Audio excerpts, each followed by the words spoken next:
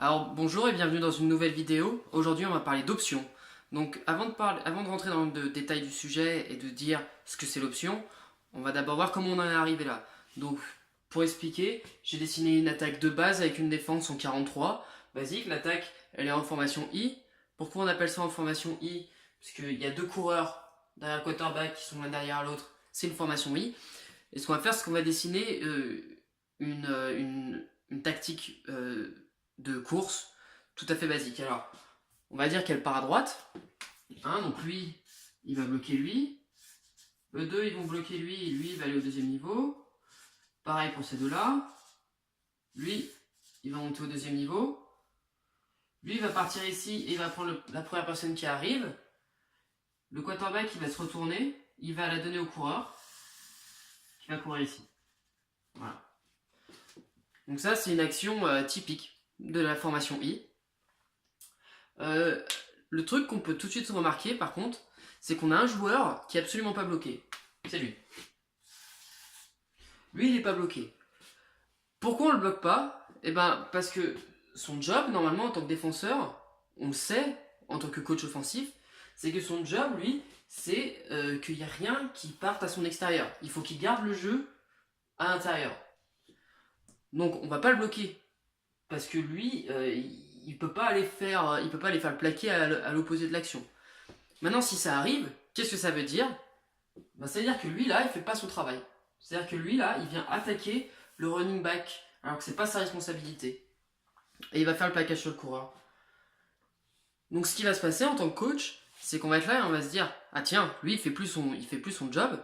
Donc, ce qu'on fait, l'action d'après, enfin, ou plus tard, on se remet dans cette même formation et on va dire à tout le monde, vous faites exactement la même chose, sauf que le quarterback, au lieu de la donner au coureur, ce qu'il va faire, c'est qu'il va la garder et il va courir à l'extérieur. Voilà. Donc c'est comme ça qu'on faisait au tout début. Voilà. Maintenant, on a deux problèmes. Déjà, le premier problème, c'est que quoi qu'il arrive, le coordinateur offensif, donc celui qui appelle les tactiques, il a toujours un jeu de retard. Toujours. Parce qu'il faut qu'il attende de voir que lui, il vienne faire un plaquage avant de dire, ok, la prochaine fois, le quarterback, tu la gardes. Deuxième problème, c'est qu'on doit aussi un peu deviner. Parce qu'on n'est pas sûr que le mec, il fasse l'erreur à chaque fois. C'est-à-dire, il peut le faire une fois, et l'action d'après, il va rester là, faire son travail, et le quarterback va la garder, et il va pouvoir, il sera pas bloqué, et il va pouvoir arracher le quarterback, comme il veut. Donc voilà. C'est ça les deux problèmes qu'on a avec ça. Donc du coup, les coachs, ils ont dû trouver une solution pour, répondre à ces deux problèmes, et c'est à partir de là qu'on a inventé l'option. Donc maintenant, on va expliquer, en prenant l'exemple d'un jeu, ce que c'est l'option. Donc voilà, pour expliquer ce que c'est l'option, alors j'ai pris l'exemple d'un jeu que j'ai trouvé sur internet. Il y a le lien de l'action dans la description, si vous voulez voir. Donc j'ai dessiné exactement la même formation que sur l'action, c'est pour ça que c'est plus la même. Hein. Donc c'est pour illustrer ce qui va se passer. Donc en fait, ce qui va se passer, le quarterback, ça va être encore une course. Voilà, on va faire semblant que c'est, on va dire que c'est une course, comme tout à l'heure. Lui, il va pas être bloqué, donc on va voir lui qui va bloquer lui. Lui, il va aller au deuxième rideau, il va bloquer ici. Hop. Et ils vont bloquer comme ça. Comme tout à l'heure, lui là, il est pas bloqué. Donc là, c'est le joueur sur lequel on va dire qu'on va lire. On va lire ce qu'il va faire, et le quarterback, il va avoir deux options. C'est pour ça que ça s'appelle une option. Voilà. Donc, il va avoir une première option qui va être de la donner au running back, et la deuxième option qu'il va avoir, c'est de la garder et courir. Voilà. Donc là, c'est exactement comme tout à l'heure. Là, il n'y a pas de problème. Soit il la donne au coureur, soit il la garde. Voilà. Maintenant, au lieu de deviner, ce que va faire le quarterback, c'est qu'il va prendre la balle et il va regarder le joueur qui est ici. Voilà. Si le joueur il attaque la course, et le quarterback il va la garder. Si le défenseur il fait son travail, il va pouvoir la donner. Tout simplement. Et donc, hop, on va ajouter lui aussi. Voilà. Donc lui, ce qu'il va faire, c'est qu'il va venir et il va bloquer donc la première menace qui va arriver. Dans l'action en particulier, ça va être lui qui va descendre et qui va vouloir faire l'action. Mais on garde en tête que lui n'est pas bloqué. Voilà. Et alors, attaquer le jeu, ouais, l'idéal c'est ça. On aimerait bien voir à chaque fois un joueur arriver comme ça. Dans les faits, c'est pas toujours aussi beau. On voit pas tout de suite, on voit pas toujours le défenseur attaquer le jeu. Donc en fait, ce qu'il faut, c'est établir des règles. La règle, en fait, c'est typiquement, c'est si le défenseur, il montre les numéros qu'il a au quarterback, parce que les joueurs, ils ont les numéros sur leur maillot à l'avant. En gros, s'il se retourne et qu'il montre son numéro, bah ça veut dire que tu dois la garder. Voilà. Si lui, il se tourne vraiment, s'il se tourne comme ça, et qu'il regarde l'action, ça veut dire que je vais pouvoir aller à l'extérieur. Voilà. Donc si il montre son numéro, ça veut dire qu'il faut que je la garde. Sinon, je la donne. Si j'ai un doute, je la donne. Voilà. C'est ce qu'il faut comprendre. Parce que faut mieux que on ait mal lu et que du coup, on gagne pas de yards ou alors qu'on en perd un, plutôt que on lit mal, le quarterback la garde et que lui, il vienne lui mettre un tampon énorme. C'est bien mieux de la donner au running back dans le doute. Voilà. Si on a un doute, on la donne. Maintenant, en termes de coaching, ce qui va se passer, c'est que d'habitude, sur la première action qu'on a vue, le quarterback il va se retourner et il va regarder le running back, il va lui donner. Là, dans ce cas-là, c'est pas le cas. Parce que le quarterback peut pas en même temps regarder le running back pour lui donner et regarder le défenseur qu'il est en train de lire. Donc du coup, ce qu'il faut faire, c'est que là maintenant c'est différent que d'habitude. Le quarterback il prend, il regarde pas. Et là, c'est au running back d'aller et faire l'action d'aller prendre le ballon. Et ce qu'on dit toujours au running back, c'est part du principe que le quarterback il va te la donner. S'il a pas envie de te la donner, il va te l'arracher. Parce que ce qu'on n'a pas envie d'avoir, c'est que le quarterback il a envie de lui donner et que le running back soit pas prêt. Et là, la balle elle tombe au sol. Et donc là, c'est pas bon. Pas bon, si voilà. Ça s'appelle un fumble. Et donc voilà, c'est très important que le running back soit prêt et il prenne le ballon. Et c'est vraiment le quarterback qui, s'il veut pas lui donner, hop, il l'arrache. De toute façon, il a toujours les deux mains sur le ballon. Il y a toujours les deux mains sur le ballon, donc ça va être facile de lui arracher la balle. Donc voilà. Et donc ce qui va se passer, c'est que déjà lui, il va avoir tort à chaque fois. C'était un des problèmes qu'on avait identifié. On avait aussi identifié le problème qu'il est un jeu de retard. Bah là, c'est pas le cas. Parce que si c'est la première action du match que vous envoyez, enfin, vous aurez jamais un coup de retard. Et aussi, ce qui se passe, c'est que lui, de ce fait, bah, à chaque action, il est bloqué. Il est bloqué. On peut le considérer comme un joueur étant bloqué sans même qu'on l'ait touché.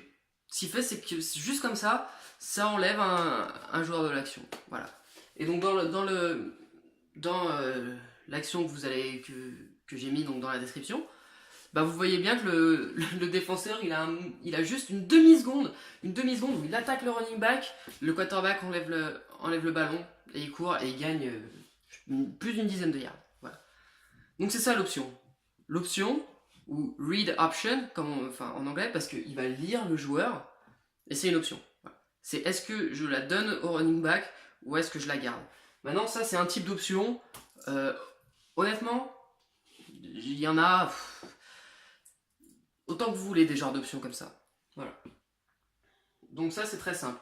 Maintenant, ce qui s'est passé après, c'est que, et ce qui est une petite révolution de ces dernières années au niveau universitaire et lycée aux États-Unis, qui commence à arriver en France, c'est que on va avoir un nouveau type d'option qui là n'est plus est-ce que le quarterback va la garder ou est-ce qu'il va la donner au running back.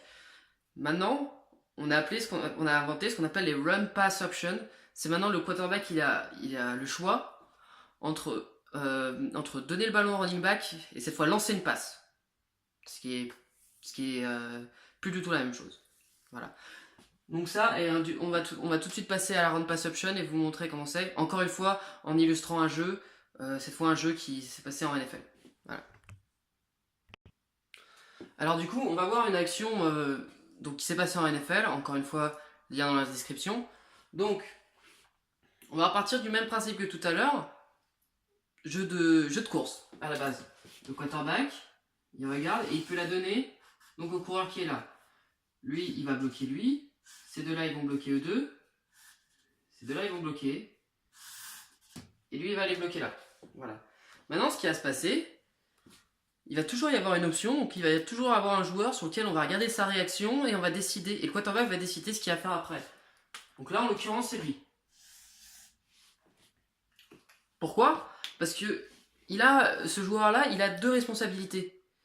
Déjà, il a une responsabilité contre la course, hein, c'est-à-dire qu'il doit faire un plaquage s'il y a une course qui arrive par ici, mais aussi contre une passe.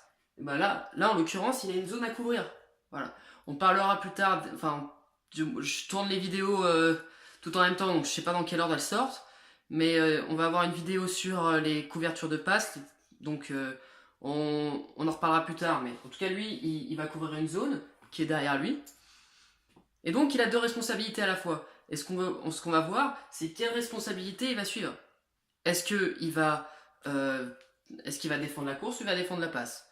Et bien là, en l'occurrence, et du coup, l'option qu'on va faire, c'est que le quarterback, soit il va la donner, soit il va la lancer à un joueur qui est là,